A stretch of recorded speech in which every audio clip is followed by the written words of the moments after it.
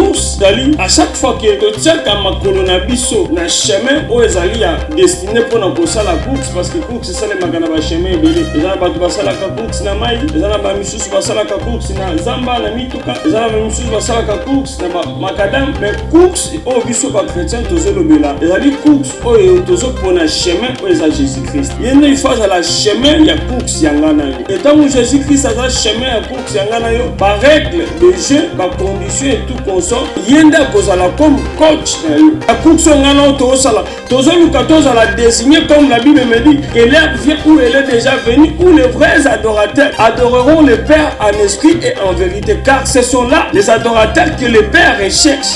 La course nga na yo tozosala na se na moi yango ete tozala récompenser na ciel. Nalingi Yesu apona biso parmi badorateurs oyo ya oluka. Badorateurs yango baza banani? Eza bao batambusa na vie ya sanctification. Sanctification ya katango otosa maloba nzambe, c'est d'une manière automatique.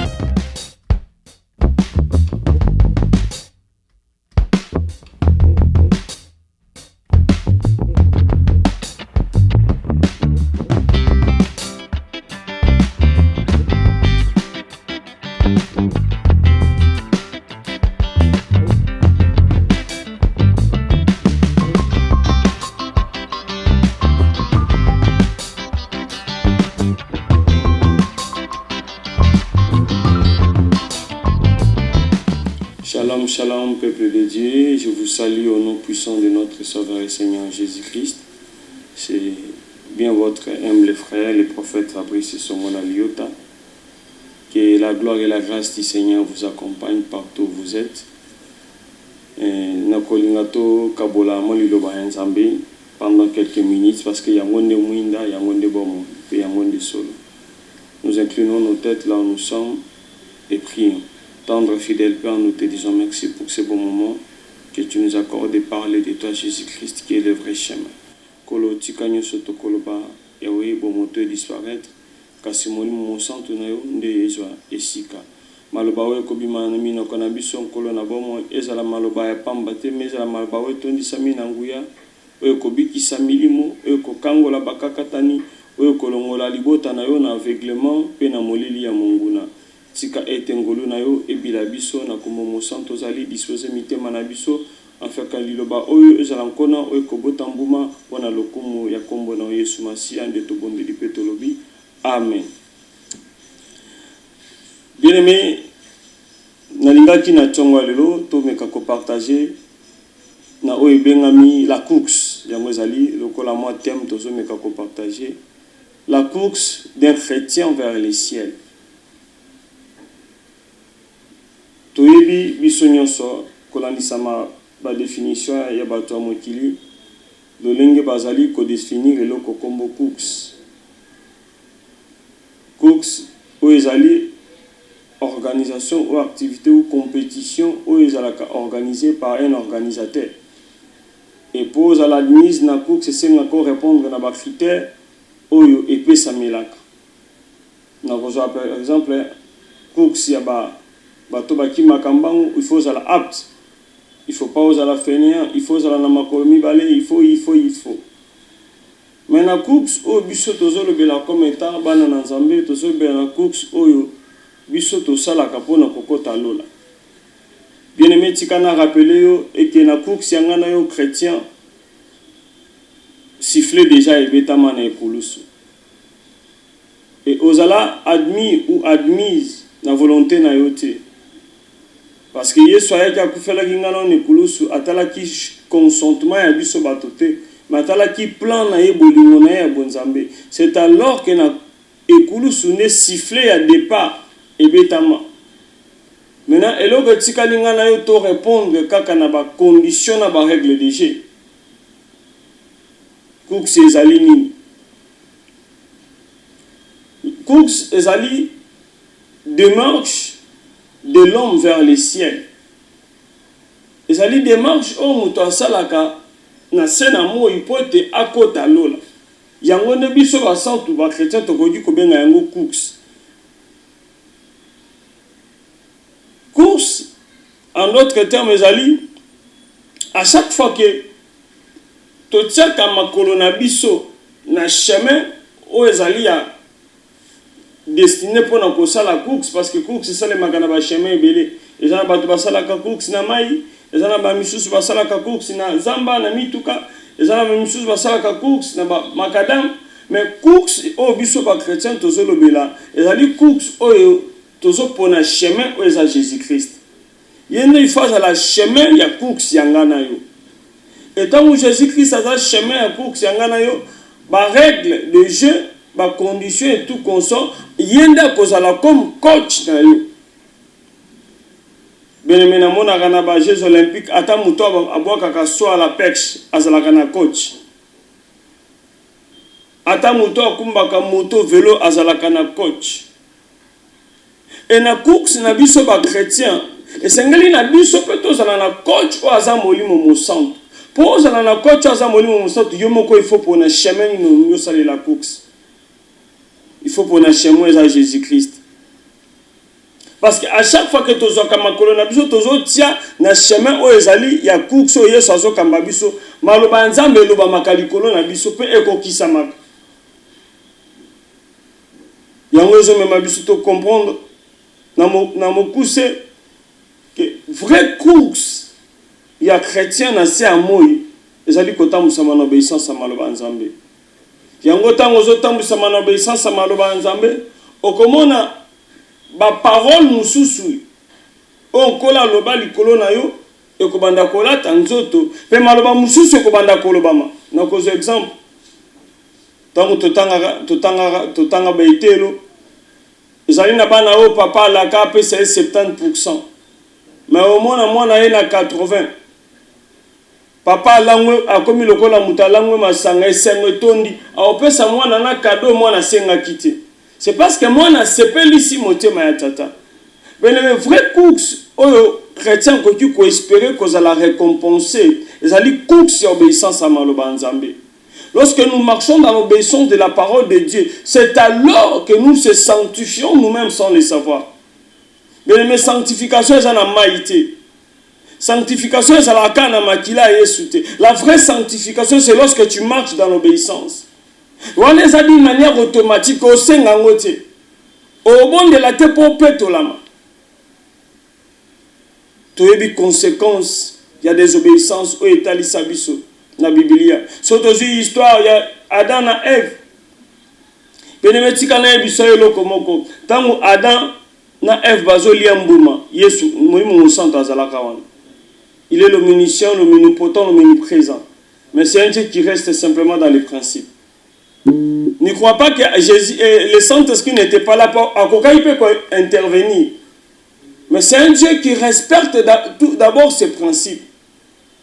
Marchons dans l'obéissance de la parole de Dieu. Mais la désobéissance, c'est même koufa. Oyo na plein nzambe liwa ezala kiti. Mais la désobéissance est même koufa oyo éternel. Désobéissance est longola éternité katia moto. Parce que lorsque Dieu créa l'homme, il avait dit créons l'homme à notre image et à notre ressemblance. Cela voudrait dire tokokaki ko vivre en éternité moko na nzambe. Mais la désobéissance oyaki na nzela ya Adam na Ève et longola éternité katina moto. Et la désobéissance oyaki na nzela Adam na Ève et boma mission ya Adam oyo sengela ki asala pona mokili oyo. Bien aimé, nous avons besoin de kozala obéissante na maloba nzambe.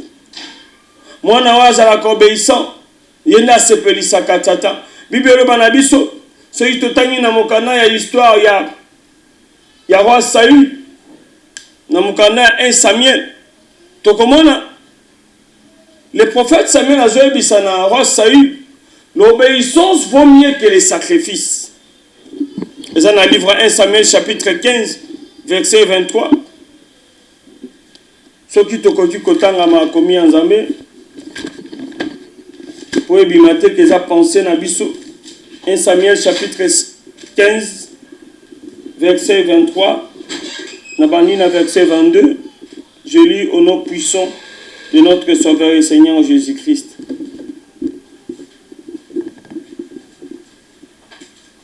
Samuel dit alors: le Seigneur aime-t-il les holocaustes et les sacrifices autant que l'obéissance à la parole du Seigneur?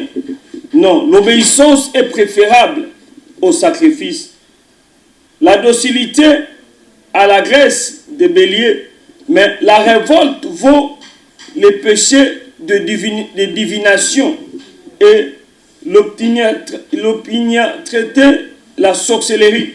Mais la Bible est tout simplement que Dieu n'a pas besoin, il y a bateau basala kabambeka, batumbela kabambeka, ba holocauste.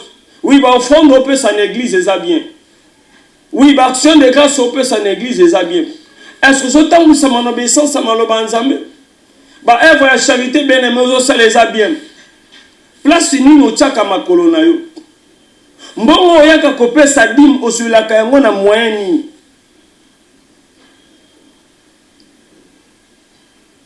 Yesu aloba na biso tozala ba imitateur na ye. Est-ce que yo oza imitateur ya Christ? L'obéissance c'est de vivre selon Christ. O vivre kolandisama Yesu. Tango melaka masanga bien aimé Bible pesi ngana aksa romela masanga. Parce que la Bible ni les idolâtres, ni les impudiques, ni les ivrognes, bah pour éviter le royaume. Tant que yo comme ça, masanga, moi c'est à liboso. Est-ce que vous avez la volonté en Zambé? Vous avez tous maloba en Zambé? Bano yo linga ka banana yo. Bano yo tangi saraba classe aminé ne ka banana yo. Du moment où la Bible me dit aimez-vous les uns les autres. Est-ce que vous avez tous maloba en Zambé? Le lengeni ozo sa la course na on a se na moy. Mais les courses to sa la to lukaka récompense terrestre té.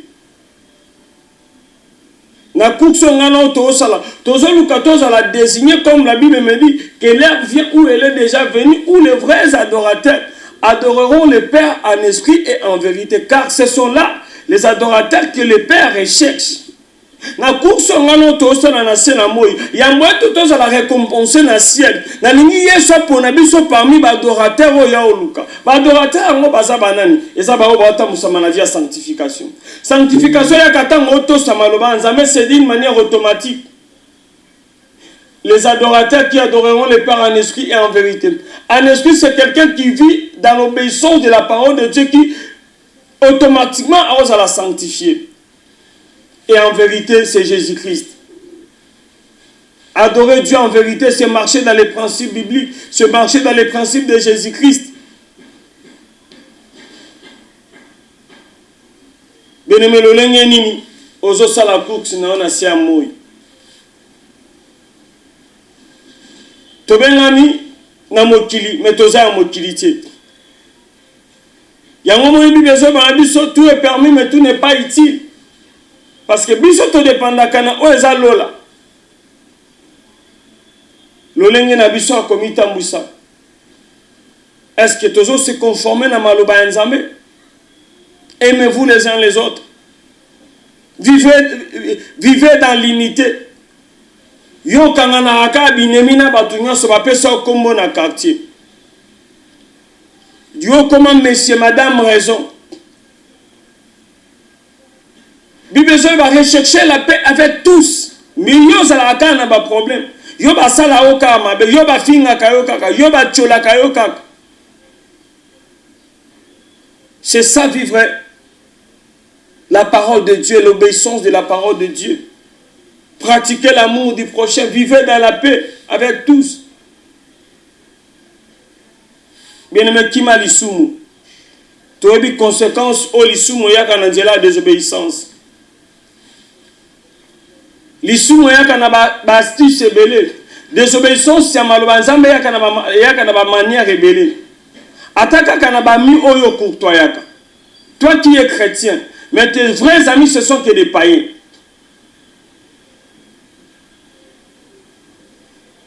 Bene moko sanzamba lola tomi ko sayo moko.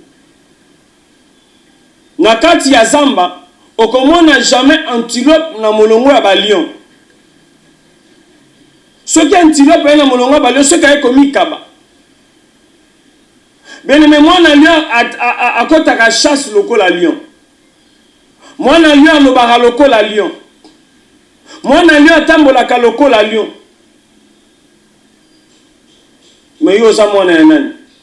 Est-ce que za mwana ya lion? To za mwana antilope? Mais comment est-ce que tu as une vraie identité na yo te? Christ a je connais mes brebis dans mon canal Matthieu. Dans chapitre 10, on dit je connais mes brebis et mes brebis me connaissent. Yosa brebini, osa ours, tosa antilope. Parce que ce qu'on a lion, il faut refléter les caractéristiques de papa na lion. Parce que c'est Jésus-Christ qui est le lion de la tribu de Juda. Alors, tosa la imitateur na ye, tosa la imitateur ya lisumute. Tosa la imitateur ya mensonge te. Mais désobéissance, elle est qui même kindoki. Bible est là, même force il y a divinité. Qu'on désobéit na maloba nzambe. Osa plus dangereux que plus qu'un sorcier. Mouton désobéissant à maloba nzambe. Nzambe abimisi bana Israël en Égypte pour un seul objectif, à soumettre bango na ba loi na ye. Na ba nyonso batamusama na principe d'obéissance à nzambe bien aimé bazala toujours récompensé. Abraham est resté intègre jusqu'à la fin, obéissant à la parole de Dieu. Bien-aimé, épreuve où Abraham a sorti que ça a mais tout le monde est peu ça va combo, tout sans nzambe va combo. Nous devons chercher à plaire Dieu d'abord. Pour tout ce pays sans nzambe, c'est facile. Tant que ça m'a en obéissance à la volonté naïe. Tant que ça m'a en obéissance à malobane, tout ce que Dieu te demandera de faire, fais-le. Abraham kamwa na moko, yali kinda. Njama ebisi Abraham pesanga Isaac kendo kotumbela nga embeka. Avant matune nzambe ba pourquoi te. C'est nous ce que nous faisons aujourd'hui, nous les chrétiens d'aujourd'hui. Dieu te dit fais ça. Ozi ba classe nya sotanga na livanyu ba François na yo lobelango nzambe. On nzamba mona liboso na ngana yo ngana to mona te bien-aimé. Ce que Dieu déclare pire, yo so ngo pire. On nzamba lobi eza impie, yo so ngo impie. To ebi biso sur la Bible kobo kombe azalaki nyama azalaki déclaré impie. Mais kaka même nyama kombe nzamba a utilisé pour nourrir mosali na eli. Notre problème c'est d'obéir. À ta place au monde en Nzela, ils ont sur une cola lobby marche. Nzela fungamela yo. Obéissance c'est un récompensant par grand autre le belaka lelo na Bible. David est appelé l'homme selon le cœur de Dieu parce qu'il était resté obéissant à la parole de Dieu. Dieu pouvait faire de David nyon solinga ki kosala. Motem à David ezalaki disponible pour Nzambe. David était là pour obéir à la recommandation de Dieu. Et David ne faisait rien sans pourtant consulter le Seigneur. C'est ça l'obéissance que la Bible nous demande. Toi dans tes projets, tu consultes l'Éternel. Toi dans tes projets, tu marches selon l'obéissance de la parole de Dieu. Alors, tous à l'enfant rebelle, au bas ça la résolution, ça pourtant pas associé. Tu es un chrétien, tu es une chrétienne. Dans tes commerces, est-ce que résolution volontaire, c'est ça l'obéissance que nous vous enseignons, bien-aimés. Bible le bito longo bakisate. Na commerce na yo, est-ce que pas nzambe ezali? O consulta kanzambe, o associa kanzambe na musala na yo. O associa kanzambe na libota na yo. L'obéissance que la Bible nous demande, on a sur Bible peut s'abisso comme état principe na yo chrétien. Yango yo il faut tout ça. Ce que vous nisika ka moko obimi na libanda ya volonté nzambe. Bien-aimé, sanctification il y a 50% à la gâter. Sanctification il y a 90% à la gâter. Nous devons vivre la vie de la sanctification tous les jours en obéissant à la parole de Dieu. C'est alors que nous sommes imitateurs de Christ. Lorsque nous marchons dans l'obéissance, nous construisons automatiquement des mers. Lorsque tu vis en obéissance, tu as automatiquement un ticket pari qui permet de faire bien aimé, clé à royaume pour un chrétien, c'est marcher dans l'obéissance de la parole de Dieu. Et c'est l'homme souté. Pour un jour où espérer Koko Talola, yo na sena moi, comment esclave ya maloba nzambe, comment esclave ya ba principe biblique. C'est alors que l'on l'a kofungamela yo d'un seul coup. On en a besoin de multiplier votre attentivité pour Koko Talola. Parce qu'on m'a déjà ami du ciel. Comment est-ce que Bible est là-bas? Les frères adorateurs que le Père cherche.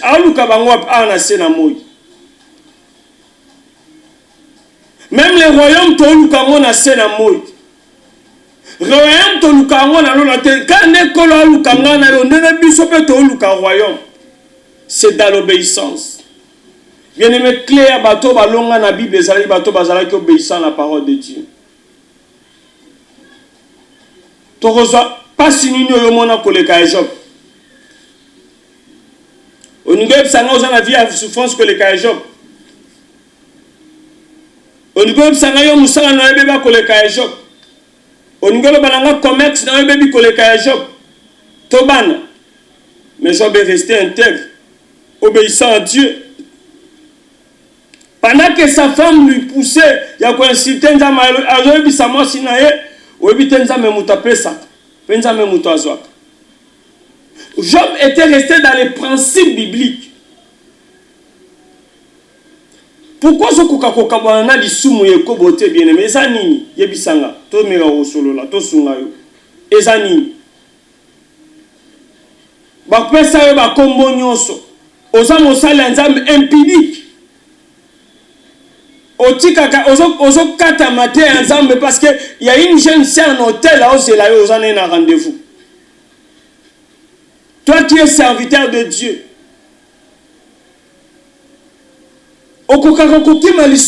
qu'est-ce qui se passe, bien-aimé? Ozana nature ya nani? Comment toi qui es serviteur de Dieu, c'est que Zamboloko, Ozam Kosite. Joseph Libosa, moi ça Potiphar. Azari n'a besoin d'intervention, mon nom sang tout est. Obiso ba chrétien le to comment mon nom sang tout sunganga na koyate. Non. Tu n'as pas besoin de l'esprit de Dieu pour échapper à l'isumu. Parce que ta nature n'est pas pour faire échapper à l'isumu. Nature n'a yo kaka. N'est pas échapper à l'isumu. Parce que ça la nature est divin. L'isumu est pour résister à l'iboso na yo. Joseph Libosa, moi ça Potiphar, abelele mon sang tout est bien aimé. À se rappeler qu'il y a un principe, l'obéissance. Alors ceux qui n'a quoi na yo, eza lokola na déshonorer nzambe nanga. Abelele mon sang tout est. Tu es appelé à vivre selon l'obéissance de la parole de Dieu. Et l'eau comme sous-souté, clé à royaume, secret à sali, c'est marcher dans l'obéissance. Bisikanye sozali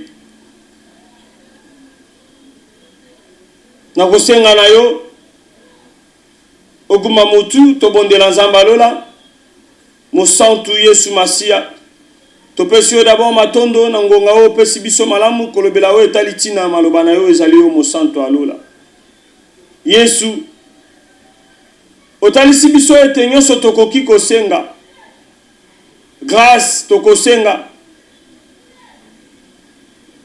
ba bénédiction tokoki kosenga ma wetali royaume esengeli na biso to luka Seigneur Jésus-Christ yango to yo senga na yo makasi pesa biso makasi akotambisa masolo obéissance à maloba na yo pesa biso makasi ako rester intègre jusqu'à la fin lokola Abraham lokola Job pesa biso makasi ya kozala ba imitateur na yo afin que récompense na biso ezala akina lola tozana posa na yo molimo mosantu makomi elobi sango tokokoka eloko te tambwisa biso na nkembo ya bonzambe na yo simba biso na loboko ya nguya afin que tokoka kotrouve grâce liboso ya mokeli na biso tika ete nkembo lokumu mpe masanjoli ezonga epai na yo Seigneur Jésus-Christ mokoki Seigneur son Dieu tolobi amen tika ete nzambe alola